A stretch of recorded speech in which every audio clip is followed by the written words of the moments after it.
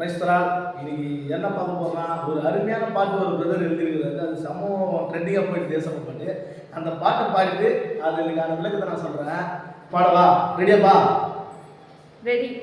கத்தரையே நீ பாண்டு சக்கரையே வராது, கத்தரையே நீ பாண்டு சக்கரையே வராது, ஹாப்பியான பாடு பிபியே வராது, ஹாப்பியான பாடு பிபியே வராது, ஆதி பாடி பாடு ஹார்ட் அட்டாக் வராது, ஆதி பாடி பாடு ஹார்ட் அட்டாக் வராது, துதிப்போமா இயேசுவே, பாடுவோமா கர்த்தரே, துதிப்போமா இயேசுவே, பாடுவோமா நன்மைய.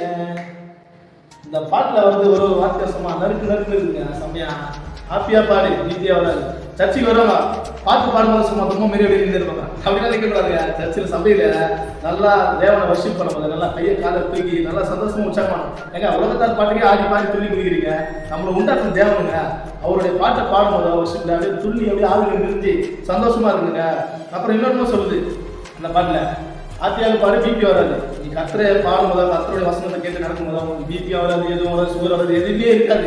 உங்கள்கிட்ட இருக்கிற கத்திர துணி மூலம் உங்கள்கிட்ட இருக்கிற தீமை, உங்கள்கிட்ட இருக்கிற வறுமை, உங்கள்கிட்ட இருக்கிற இல்லாம, உங்கள்கிட்ட இருக்கிற நோய் எல்லாமே நீங்கி உன்னை கத்திர ஆசீர்வதித்து 1000 மடங்கு பெருகு செய்வார். அதனால உலகத்தில் இருக்கிற காரியங்களை குறித்து சந்தோஷப்படாம கத்தர் நம்மளுக்காக என்ன செஞ்சிருக்கிறாரு அதை குறித்து வாஞ்சியா இருந்து கத்திரை என்று துதிக்கும்படிக்கு உங்களிடத்தில் வேண்டி கேட்டுக்கொள்கிறேன். கத்திர உங்களை என்றென்றும் ஆசீர்வதிப்பார். பாய், அடுத்த வீடியோவில் சந்திப்போம்.